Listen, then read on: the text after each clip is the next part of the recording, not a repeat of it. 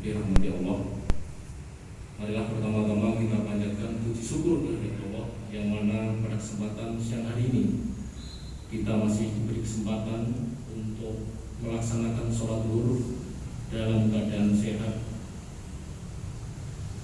iman Islam, sehingga kita masih tetap bisa mengikuti atau melaksanakan ibadah yang puasa yang ke-13 atau 12 ini.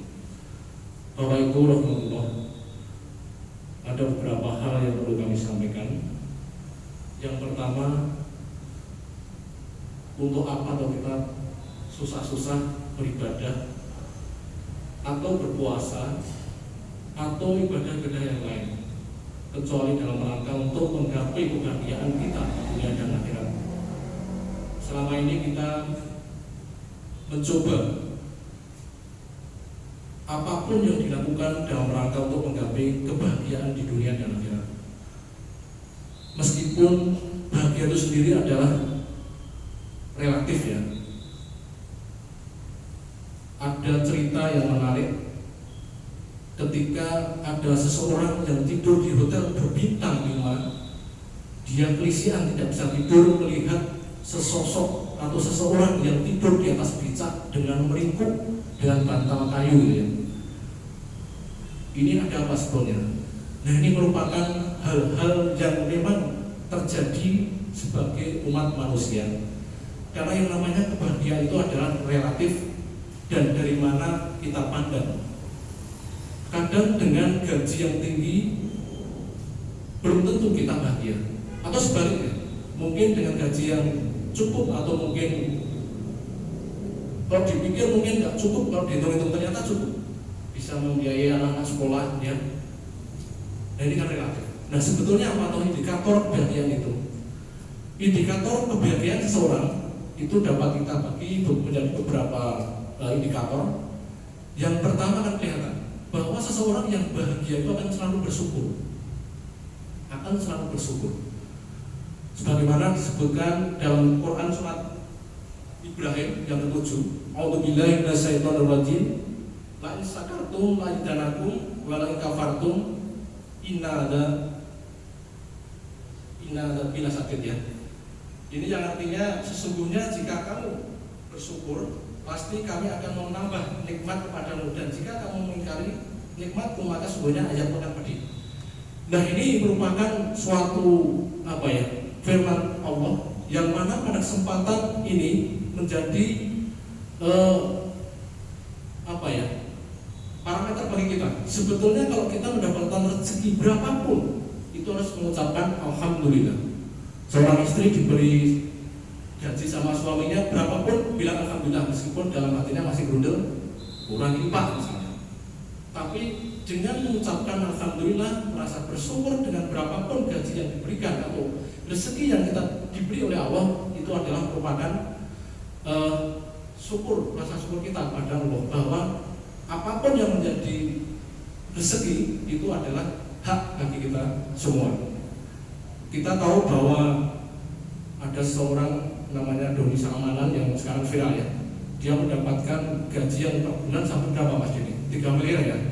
Sampai dia bingung untuk membelanjakan hartanya. Sampai uangnya diubah-ubah di bangju misalnya, untuk membeli kaos yang harga 300 juta atau berapa, atau untuk membeli mobil yang mewah ditawar dengan harga yang lebih tinggi.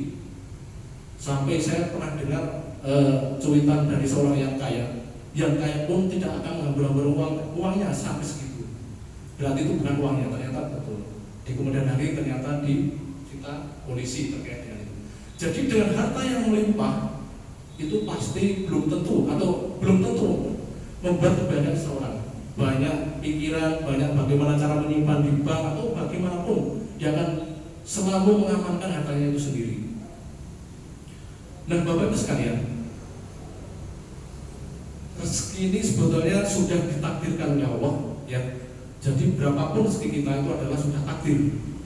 Meskipun rezeki itu sebenarnya tidak perlu dicari, itu perlu jemput. Kalau kata menjemput dan mencari itu beda. Misalnya kita mencari atau sudah punya istri, kita menjemput istri dari kantor, kita menjemput rezeki dari kantor gitu ya. Menjemput rezeki Beda dengan ketika mencari rezeki sama betul-betul mencari istri yang beda. Nah ini analogi, jadi artinya bahwa rezeki seseorang itu sudah ditakar masing-masing. Katakanlah si A itu mendapat rezeki dalam setahun 50 juta misalnya, otomatis dia akan dijatah 50 juta meskipun dengan kerja keras atau mungkin dengan santai-santai, tetapi kita tidak boleh kita menganggap tidak perlu kerja keras karena rezeki kita 50 juta, tidak. Maka rezeki itu sifatnya adalah rahasia Allah. Kalau itu sudah ditentukan atau sudah kita sudah tahu, nanti orang tidak akan mau berusaha atau bekerja keras sehingga tidak mau berusaha. Sebenarnya ini adalah rahasia Allah. Kemudian indikator yang kedua, harta yang barokah. Yang pertama tadi adalah selalu bersyukur. Kalau seandainya kita bahagia itu indikator adalah selalu bersyukur. Yang kedua adalah harta yang berkah. Sebetulnya rezeki atau harta itu sebetulnya apa tuh gitu? Hakikatnya rezeki itu adalah yang kita makan sampai habis, kemudian yang kita pakai sampai rusak, dan yang ketiga adalah sedekah yang kita sedekahkan sampai menjadi amal abadi di akhirat nanti. Nah ini kadang-kadang orang berpikir menumpuk harta sampai berpikiran untuk anak turunan ke-7 gitu ya. Bahkan itu sudah tua ya, sampai mendolimi orang lain, menimbun minyak dan sebagainya. Itu untuk apa gitu? Sekaya-kayanya orang kalau makan sepiring ya sudah, bajunya dipakai cuma satu, nggak mungkin orang lain pakai double tujuan, nggak mungkin. Nah ini kadang-kadang jarang dipahami. Sebetulnya yang paling hakiki adalah yang disedekahkan. Jadi ketika kita teringat dari Pamela itu, dia berkeinginan setiap tahun zakat malnya selalu meningkat setiap tahun. Nah, pasti Allah akan menambah. Kalau berkeinginan zakat malnya, zakat hartanya selalu meningkat, otomatis kedepannya Allah mencoba berusaha untuk meningkatkan pendapatannya dari Pamela. Sekarang sudah tambah belum Pak? Pamela terakhir berapa? Sudah 10. Mudah-mudahan kedepannya, karena kita tahu bahwa dari toko Pamela selalu menghidupi masyarakat sekitar, baik karyawan maupun sodako juga pada masjid sekitar ya. Jadi harta yang berkah ya. Ciri-ciri harta yang berkah itu yang jelas dengan hartanya akan menambah ketakwaan. Misalnya dapat beli mobil yang minimal untuk pergi mengaji atau mungkin ngantar jemput ustaz dan sebagainya, bukan malah kemana-mana mungkin mampir di stasiun ya mas, nggak mungkin. Nah itu jadi hal-hal untuk kebaikan. Rezeki itu akan kelihatan berkahnya di situ. Kemudian memberikan rasa aman. Kadang kita lupa ya bahwa dengan rezeki itu semakin sulit untuk merasakannya, sulit kan? Kita tahu bahwa ada pepatah, silahkan jangan bangun tembok setingginya, tetapi bangunlah pagar mangkok. Nah ini, jadi kadang-kadang kita berpikir untuk mengamankan rezeki kita, harta kita membangun tembok yang tinggi. Padahal tidak. Justru dengan pagar mangkok ini, dalam arti pagar mangkok terus bukan mangkok ditutup, tidak. Tapi dengan cara kita memberi sedekah kepada kiri kanan, ya. Dengan sedekah, pakai mangkok itu adalah makanan ya.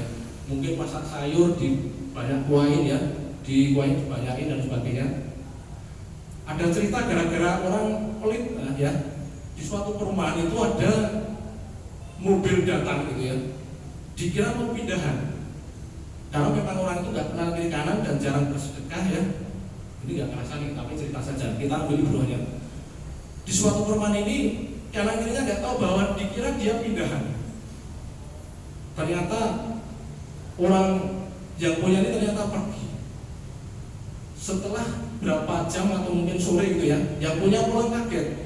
Tetangganya juga nggak kaget karena dikira itu adalah pindahan. Lemari, kulkas, emas-emasan ya, bilang semua TV ya. Dikira pindah, saya kira pindahan ibu. Itu korban status. Biasanya kalau background status keluarga statusin, saya baru di parang tulis sampai suruh. Berarti orangnya aman ini kalau masuk rumah. Jadi hati-hati kalau status. Hati-hati. Kemudian harta yang berkah ini akan mengantarkan kepada amal yang saleh, kan kita sebutkan. Semua hartanya akan dibelanjakan ke amal yang saleh ya, baik itu infak, sedekah, kemudian beri santunan pada wakil miskin dan sebagainya. Kemudian indikator kebahagiaan yang ketiga, ini bagi yang sudah berkeluarga, yaitu mempunyai istri atau suami yang soleh maupun suami yang soleh. Kalau indikator ini katakanlah di rumah masih ada HP yang di password, kemudian masuk kamar mandi disimpan di kamar mandi, nah ini perlu dicurigai. Kecuali untuk anak-anak, nanti gitu. Sampai istri nggak boleh buka HP kita di password. Jangan-jangan ada percakapan dengan Will, ya, wanita yang pakai. Nah ini salah satu indikator suami atau istri solihah. Kedua-duanya saling mendukung terkait dengan ibadah atau melakukan amal-amal soleh yang diridhoi oleh Allah. Kemudian indikator yang keempat adalah anak yang soleh atau solihah. Sulit kemarin kita mendengarkan ceramah dari Ustadz Hamim, kita cukup prihatin, ya, miris mendengarkan lideh, ya, yang di rumah kutuk gitu, ya, di rumah lideh, ya. Ini perlu hati-hati, maka ada beberapa selebaran, jangan sampai orang tua merasa tenang ketika anak kita di atas jam 10 belum pulang. Dan ini kita cukup hati-hati.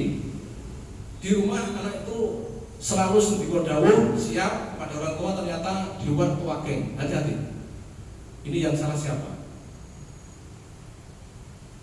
Ya memang ini adalah merupakan kewajiban kita semua, baik itu sebagai masyarakat, keluarga, ya.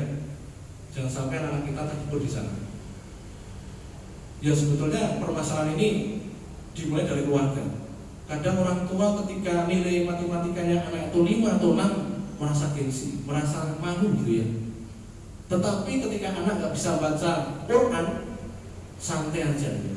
Nah ini kan permasalahan yang cukup mendalam bagi kita semua.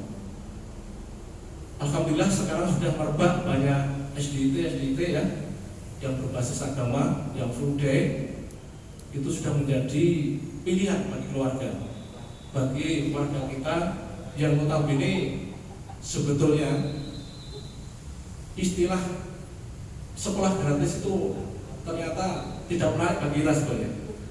Karena dengan sekolah gratis yang dibiayai negara, terutama di negeri, itu ternyata orang tua, saya tanya coba, mungkin orang-orang pendidikan sendiri malah banyak yang sekolah bukan di negeri. Dan ini kan suatu hal yang perlu kita perhatikan dalam rangka untuk meningkatkan yang SD atau SMP negeri, ya. Artinya bahwa bagi kita dalam rangka untuk menanamkan moral kepada anak-anak, berapapun bayarnya kita siap.